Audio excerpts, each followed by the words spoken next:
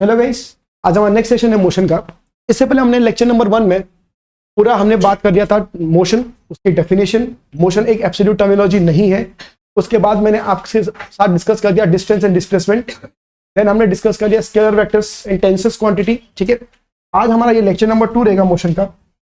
इसमें हम मेजरली क्या डिस्कस करेंगे कि लेक्चर 2 यहाँ पे हम बात करेंगे आज कि मोशन के पैटर्निंग में जो डिस्टेंस एंड डिस्प्लेसमेंट है उसके क्वेश्चंस, और क्वेश्चंस आपको कैसे बनाने हैं सबको पता ही है। मैंने बोला है कि कंसेप्चुअली अंडरस्टैंडिंग होनी चाहिए, वो बहुत ज्यादा जरूरी होता है। ठीक है, चलो क्वेश्चन तो मैंने इधर भी लिखे।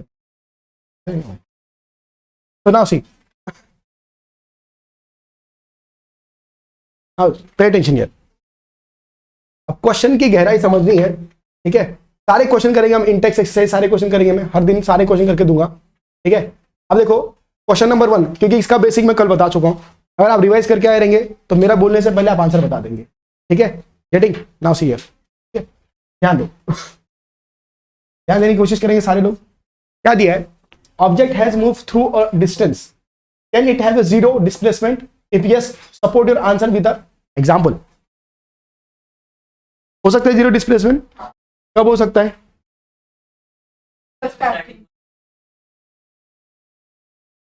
कल क्या बोला था? तुम घर पे गए तो भी डिस्प्लेसमेंट जीरो है। इसका मतलब क्या? What should be the answer of this question?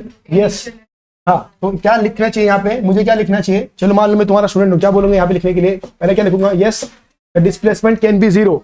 Yes, yes the displacement can B, yes the displacement can be zero, can be zero if the body regain its original shape and size. If body regain its original position, regain its original position after traveling a certain distance,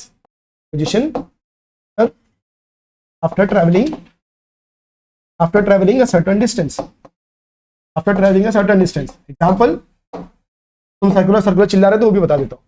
ठीक है, for example particle is moving in a circle. अगर particle circle में move कर रहे हैं, पहले समझ लो ज्यादा चाचा चौधरी मत बनो लिखने के लिए, समझो पहले। पार्टिकल ये सर्कल में मूव कर रहा है। हाँ, इनिशियली पार्टिकल कहाँ पे था? सुनो, इनिशियली पार्टिकल कहाँ पे था? इनिशियली पार्टिकल ए पॉइंट पे था। कहाँ पे था तुम्हारा? ए पॉइंट पे। वो पूरा सर्कल घुमा, पूरा क्या किया इसने? पूरा सर्कल घुमा, ऐसा मूव किया, और वापस किधर आ गया? तुम्हारा पॉइंट ए पे आ गया। तो इनिशियल और फाइनल पोजीशन सेम हो गई। अगेन अदर दूसरा एग्जांपल क्या हो सकता है? अगर आपका पार्टिकल स्ट्रेट लाइन में मूव किया, ये पहला एग्जांपल है। दिस इज एग्जांपल, उसने बोला एग्जांपल की भी सपोर्ट करो आपको। तो एग्जांपल ए था ये। एग्जांपल बी में क्या हुआ? The particle start from point A. अगर किधर से पार्टिकल इधर स्टार्ट करेगा तुम्हारा, let's take particle starting from point A. ठीक है, तो ये आपका ये है, पार्टिकल ए पॉइंट से स्टार्ट कर रहा है और बी पॉइंट पे गया, और वापस बी से किधर आ गया तुम्हारा? ए। रिजल्टेंट डिस्प्लेसमेंट क्या हो गया तुम्हारा? जीरो। तो डिस्प्लेसमेंट डिस्टेंस मतलब ये क्या होगा? ए बी क्या होगा तुम्हारा? ये A B minus B, A B minus क्या हो जाएगा तुम्हारा? B A. और ए बी मान लो लेट्स टेक 10 मीटर है, तो क्या होगा? ए बी 10 और बी ए बी कितना होगा? 10। इधर से इधर सेम ही तो होगा ना। टोटल कितना होगा डिस्प्लेसमेंट तुम्हारा? Have you got it? तो displacement can be zero is a special condition. It's a special condition. कब हो सकता है ये? पर कब हो सकता है? जब पार्टिकल अपना original shape and size regain करे। ये तो तुम्हारी बुक में हर किसी ने लिखा होगा। अब एक और चीज में बता दो जो तुम्हारी बुक में कभी नहीं लिखा होगा, वो भी सुनो। मैंने क्या बोला? तुम लोग ये जो पढ़ रहे हो मेरे से, वो सिर्फ ऐसा नहीं कि सिर्फ एनसीईआरटी पढ़ रहे हो, बहुत सारी चीजें बताऊंगा जो बियॉन्ड एनसीईआरटी है। एक और केस है जहां पे डिस्प्लेसमेंट जीरो होता है। कब? जब आपका फोर्स और एस क्या हो जाएगा तुम्हारा? 90 डिग्री पे आ जाएगा। ठीक है, तो ये हम वर्क एनर्जी में बात करेंगे। ठीक है, फोर्स और एस वर्क डन जीरो होता है वहां पे, तो डिस्प्लेसमेंट भी जीरो होता है। ठीक है, तो बात वो दूसरी बात करेंगे, समझे? मतलब मैं क्या बोलना चाहता हूं पता है क्या? अगर तुम ये मार्कर पे तुम फोर्स लगा रहे हो और ये मूव ही नहीं कर रहा, ये क्या मूव ही नहीं कर रहा, तभी भी डिस्प्लेसमेंट क्या होगा तुम्हारा? जीरो। और इसने बोला था मूव कर रहा, तो इसके लिए एक ही केस आएगा ना। सेकंड क्वेश्चन नंबर 2 दिया, farmer move along the boundary of a square field of side 10 metre in 40 seconds. हाँ, एक स्क्वायर फील्ड है जिसमें कितना मूव करे? 10 मीटर मूव करे कितने में? 40 सेकंड में। What will be the magnitude of displacement of the farmer at the end of 2 minutes 20 seconds from the initial position? Okay, तो अब आपको बोला है कि ये पूरी बाउंड्री कितने में कंप्लीट कर रहा है तुम्हारा? पूरी बाउंड्री ये कितने कंप्लीट कर रहा है? 40 सेकंड्स में। कितने कंप्लीट कर रहा है? 40 सेकंड्स में ये पूरा बाउंड्री को कंप्लीट कर देता है। ठीक है, what you have to understand in your mind, आपको क्या अंडरस्टैंडिंग रखनी पड़ेगी?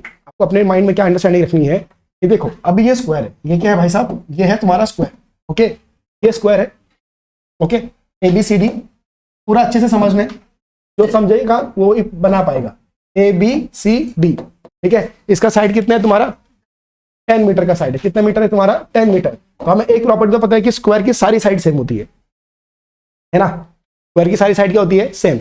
ये 10 मीटर, तो ये भी कितना, 10 मीटर, ये भी कितना, 10 मीटर, और ये भी कितना, 10 मीटर। तो ये पूरा ABCD ट्रेवल करने के लिए, एक पूरा रिवोल्यूशन करने के लिए कितना सेकंड लगा रहे, सेकंड, कितना लगा रहे तुम्हारा, 10 सेकंड। यहाँ पे से मैं एक डायग्राम भी बना लेता हूँ फॉर योर अंडरस्टैंडिंग, ओके। ये डायग्राम आपको सीखा है AC, तो टाइम यहाँ पे लिख लो, time taken to complete a square, to complete one revolution, complete one revolution of a square, one revolution of a square, वो किसके बराबर है तुम्हारा, दैट इज इक्वल टू कितने है तुम्हारा, 40 सेकंड। कितने सेकंड है तुम्हारा, 40 सेकंड के बराबर है।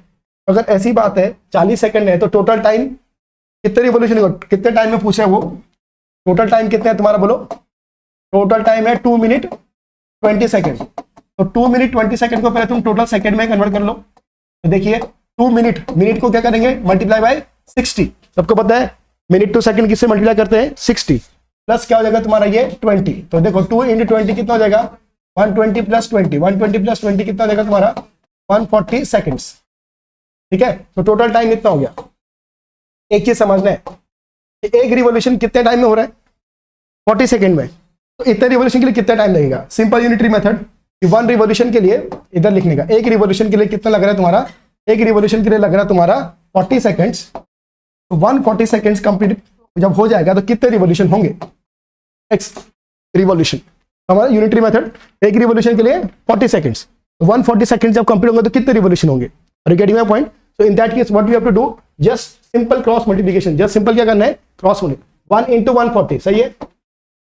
किससे मल्टीप्लाई कर रहा हूं मैं, इसको इससे मल्टीप्लाई कर रहा हूं, हाँ। 1 × 140 इज इक्वल टू क्या होगा तुम्हारा, 40 × क्या हो जाएगा तुम्हारा, x। Are you getting my point. देखो ना 1 × 140 × 40 × x हो जाएगा ना, x कितना आएगा बोलो, 140 डिवाइड बाय 40। ये 0 से 0 क्या हो गया, कैंसिल। कितना होगा ये 7, और ये क्या होगा तुम्हारा 2। तो कितने रिवोल्यूशन हो रहे बोलो, हाँ हाँ। तो total revolution that you are getting here is, total revolution यहाँ पे आपको कितना मिल रहा है, देखो। तो टोटल रिवोल्यूशन इज अप्रोक्सीमेटली कितना मिल रहा है तुम्हारे, 3.5, ठीक है। इसका मतलब क्या है, 3 रिवोल्यूशन प्लस हाफ रिवोल्यूशन, और है ना, है ना। एक चीज बोलो, आपको क्या निकालना है, डिस्प्लेसमेंट निकालना है, क्या निकालना है, डिस्प्लेसमेंट निकालना है, डिस्टेंस निकालना है। क्या पूछा है, what will be the magnitude of displacement of the, displacement निकालना है, क्या निकालना है, डिस्प्लेसमेंट। मेरे को एक चीज बताओ, जब एक पूरा रिवोल्यूशन हो जाएगा तो डिस्प्लेसमेंट तो 0 हो जाएगा ना, जब एक पूरा रिवोल्यूशन हो जाएगा तो डिस्प्लेसमेंट क्या हो जाएगा, 0। तो 3 रिवोल्यूशन में डिस्प्लेसमेंट कितना, 0। अरे बोलो सही बोल रहा हूं मैं, हमने क्या बोला, जब एक पूरा रिवोल्यूशन हो जाएगा तो डिस्प्लेसमेंट क्या होता है, 0। तो 3 पूरा रिवोल्यूशन होगा तो डिस्प्लेसमेंट 0 हो जाएगा ना, हाँ। ABCDA, एक रिवोल्यूशन डिस्प्लेसमेंट 0, ABCDA दूसरा रिवोल्यूशन डिस्प्लेसमेंट 0, तो तीसरे में भी क्या होगा, 0। और इसमें 0 होगा कि जो 0.5 रिवोल्यूशन है।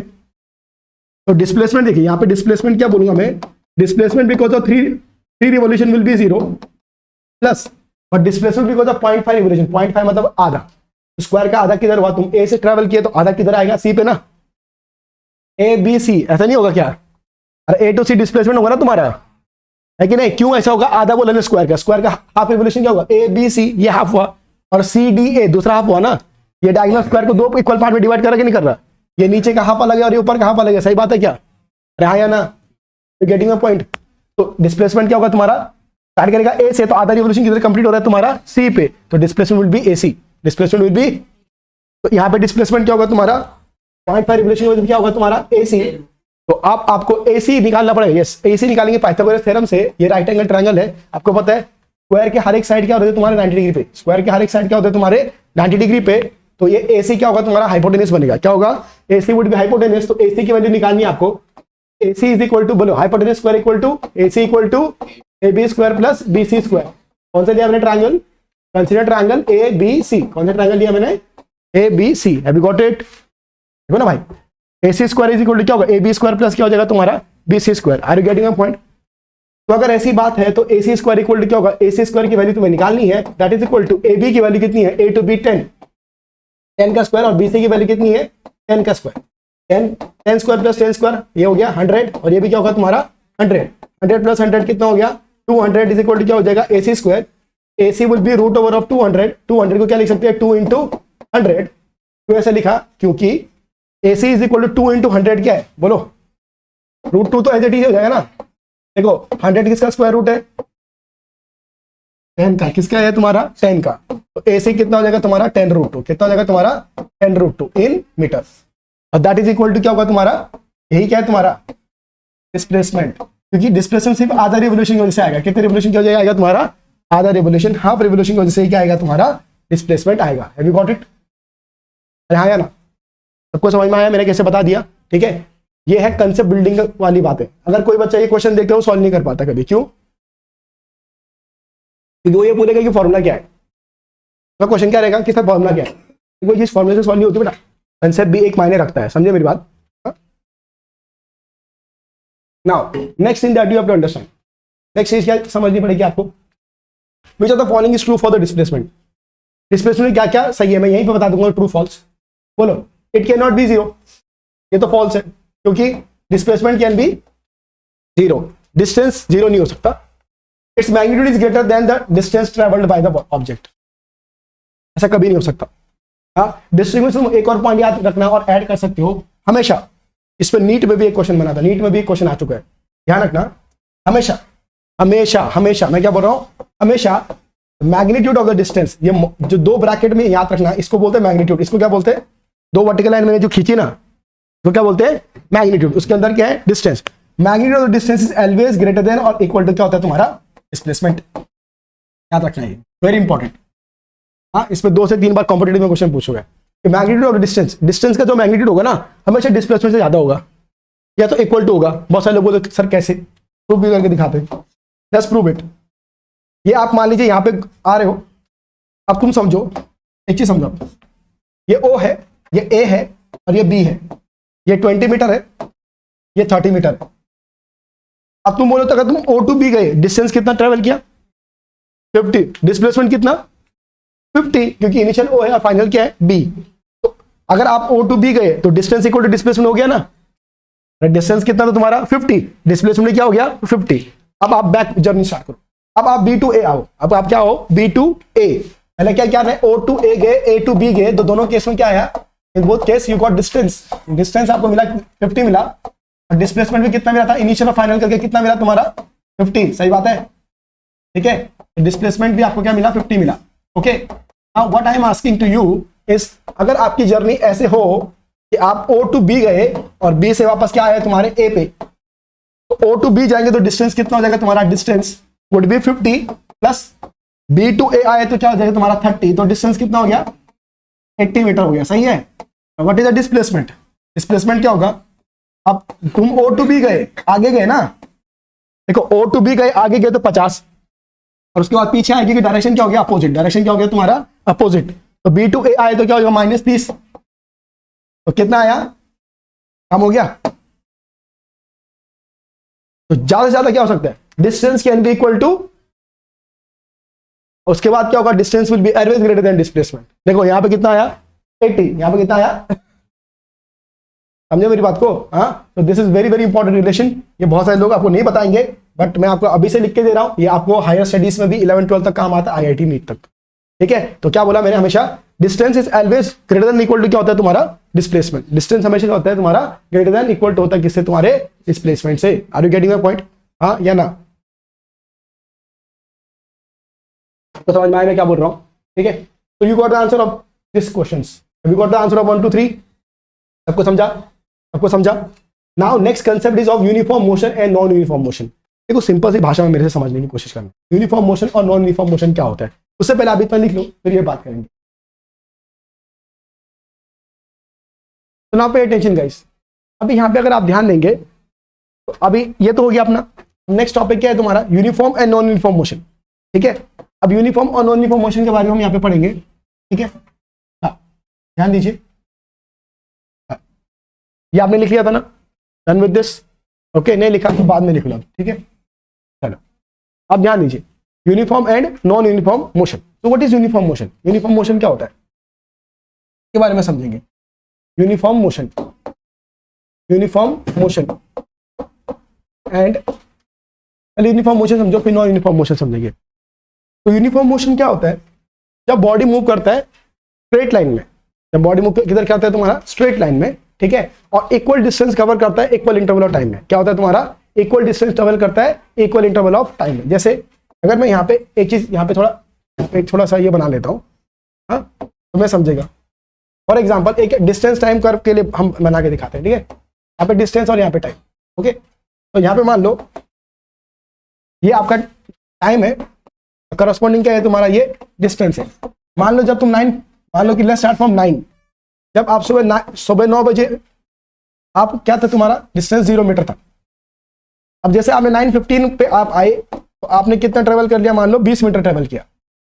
फिर आप 9:30 पे आए, जॉगिंग कर रहे हो सुबह सुबह फॉर एग्जांपल, तो कितना डिस्टेंस ट्रेवल किया? मान लो 40 मीटर। फिर 9:45 हो गया, ठीक है, तो आपने कितना डिस्टेंस ट्रेवल कर लिया? मान लीजिए आपका ये 60 मीटर। इससे आपको ये समझ में आता है कि equal distance equal interval of time हो रहा है। Every time there is 15 minutes का क्या हो रहा है? बढ़ रहा है ना, 9 से 9:15 15 मिनट, 9:15 से 9:30 15 मिनट्स। तो डिस्टेंस कितने से बढ़ रहा है तुम्हारा? इक्वली बढ़ रहा है, 20 से। तो इक्वल इंटरवल ऑफ टाइम में क्या हो रहा है तुम्हारा? इक्वल डिस्टेंस क्या हो रहा है? कवर हो रहा है। इंटरवल कितने टाइम का? 15, और यहाँ पे डिस्टेंस का इंटरवल कितना है? 20। सबको समझा? तो उसी को यूनिफॉर्म मोशन बोलते हैं। What is the uniform motion? मतलब motion of a body, the motion in which a body covers, in which a body covers equal distance in equal interval of time, equal distance in equal interval of time, equal distance in equal interval of time, interval of time is called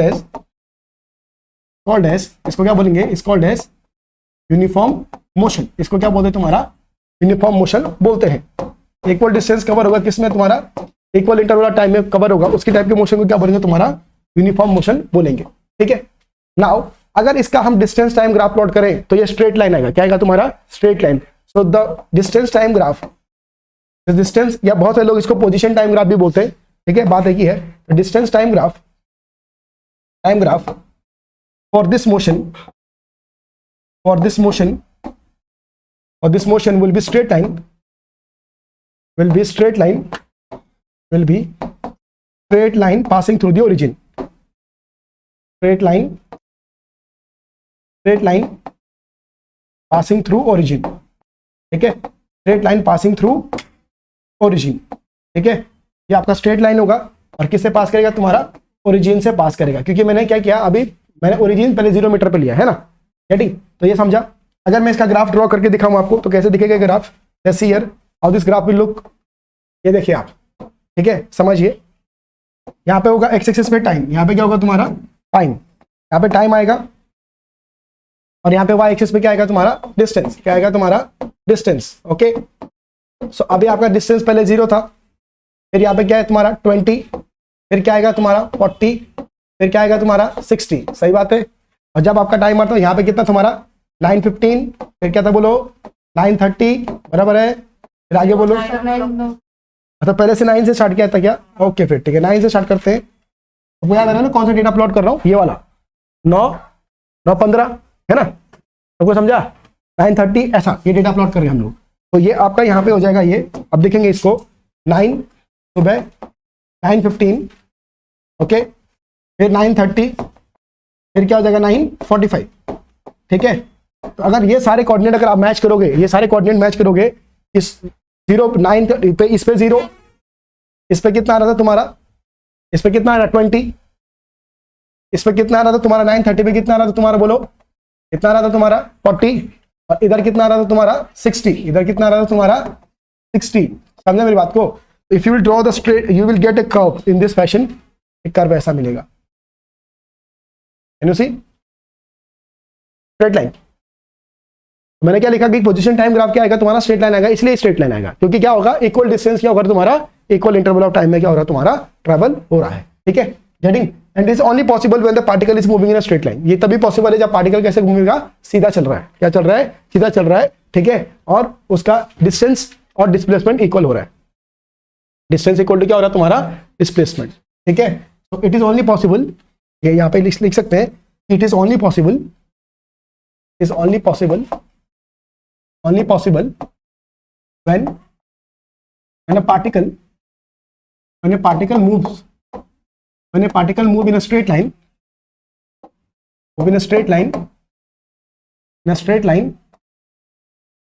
so that क्या होता है बेटा यहाँ पे, so that distance is equal to, बोलो, distance is equal to displacement, distance is equal to displacement आपको देखने को मिलेगा। Distance is equal to, you got it, सबको समझा।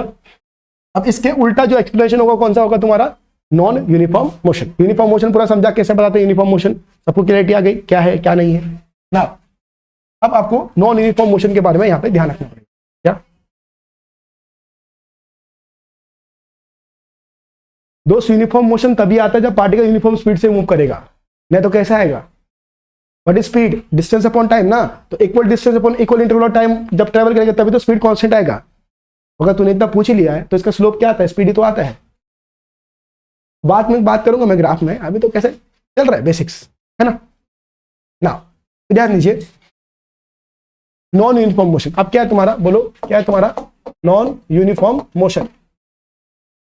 नॉन यूनिफॉर्म मोशन, तो in a non uniform motion what you have to understand, एक non uniform motion में एक चीज आपको ध्यान रखना पड़ेगा, तो सबको समझना चाहिए, वो ये है कि ऐसे टाइप का मोशन जहां पे टाइम इंटरवल तो कांस्टेंट है बट डिस्टेंस क्या हो रहा है, अलग अलग ट्रैवल हो रहा है। डिस्टेंस क्या हो रहा है तुम्हारा, अलग अलग ट्रैवल हो रहा है। इसके लिए मैं तुम्हें पहले यहाँ पे एक डेटा समझाता हूं, so that you get an idea कि क्यों ऐसा होता है।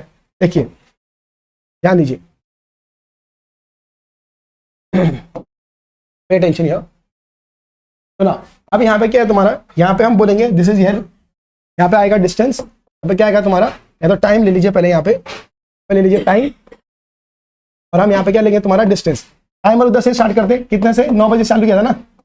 मान लो कि 9 बजे तुम थे, तब आप तुम्हारा डिस्टेंस ट्रेवल कितना था तुम्हारा, 0 मीटर में है, ठीक है ना। अब 9:15 पे आप आए, अब आपने ट्रेवल किया मान लो 20 मीटर या 10 मीटर ले लो। अब 9:30 पे आप आए, आपने ट्रेवल किया 25 मीटर। फिर आप 9:45 पे आए, आपने ट्रेवल किया 60 मीटर।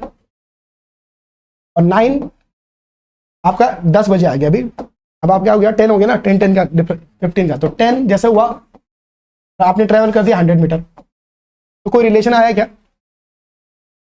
टाइम में तो रिलेशन है, इक्वल इंटरवल टाइम है, 15-15 मिनट का इंटरवल है, पर डिस्टेंस में तो कुछ है क्या।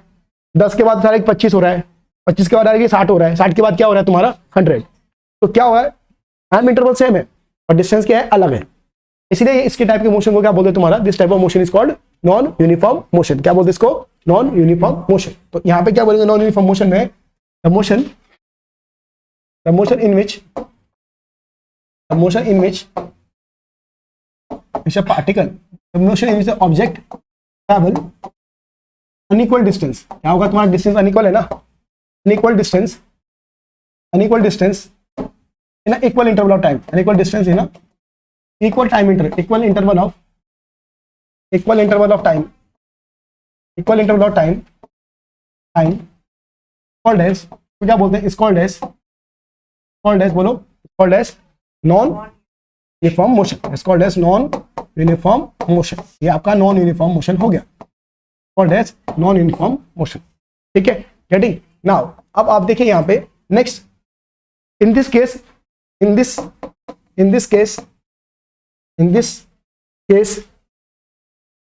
The graph will not be a straight line, will not be a straight line, but it will be आप बोल सकते हैं कि डिसकंटिन्यूअस कर्व, और it will be a curve, ठीक है। तो कैसे होगा ग्राफ, देखिए यहाँ पे ध्यान दीजिए, ग्राफ कैसे बना लेंगे हम लोग इसको, ये देखिए ऐसा कुछ बनेगा, ये आएगा तुम्हारा यहाँ पे ये आपका क्या होगा, टाइम, सही बात है। हाँ, और यहाँ पे ऊपर क्या आएगा बेटा, बोलो, डिस्टेंस। ठीक, अब यहाँ पे देखिए हमारा जो डिस्टेंस, टाइम जो स्टार्ट है 9 बजे से स्टार्ट है ना, 9, बोलो 9:15, फिर क्या 9:30, फिर बोलो 9:45, फिर बोलो 10, ये टाइमर था हमारे। और यहाँ पे reading, we don't know reading का, रीडिंग तो देखो ये ग्राफ से प्लॉट नहीं कर सकते। यहाँ पे क्या है 0, 10, 20, हमें एक स्केल देंगे ना, but we take a scale. हाँ 0, ये आप लेंगे 25, ये 50, ये 75, और ये क्या लेंगे तुम्हारा टॉप पॉइंट इज योर 100। हाँ, अब जब आप इसको प्लॉट करोगे ना सारे रीडिंग्स, तो the graph fashion, the nature of the graph that you will gate, वो ऐसा आएगा, इंक्रीजिंग। समझे क्या? हाँ, ग्राफ तो बढ़ेगा पर नॉन लीनियर इंक्रीज है। ये क्या है तुम्हारा, नॉन लीनियर इंक्रीज। इसको क्या बोलते हैं, नॉन लीनियर इंक्रीज, और इसको बोलते हैं लीनियरली इंक्रीज। ये भी बढ़ रहा है पर ये सीधा बढ़ रहा है, ये कर रहा है सीधा बढ़ रहा है, जबकि ये क्या कर रहा है, सीधा नहीं बढ़ रहा है। इट इज अ, बोलो, ये नॉन लीनियर इंक्रीज। समझे मेरी बात को? So this graph shows that this graph shows is a non-linear increase of a distance cover with respect to non-linear increase of distance cover with respect to, ठीक है, non linearly आपका distance क्या हो रहा है, तुम्हारा बढ़ रहा है, टाइम को आपका साथ रखे। ठीक है, तो आपको समझा। बहुत सारे ऐसे पॉइंटर यहाँ पे जो मैंने आपके बुक से नहीं लिए, मैंने अपने मन से लिखे हैं, क्योंकि इतनी डेप्थ तक कंटेंट पता होनी चाहिए, तब जाके तुम्हारी फिजिक्स कहाँ पे तुम बोल सकते हो कि मुझे पता है भाई साहब मोशन यूनिफॉर्म नॉन यूनिफॉर्म क्या होता है। समझे? Have you got it?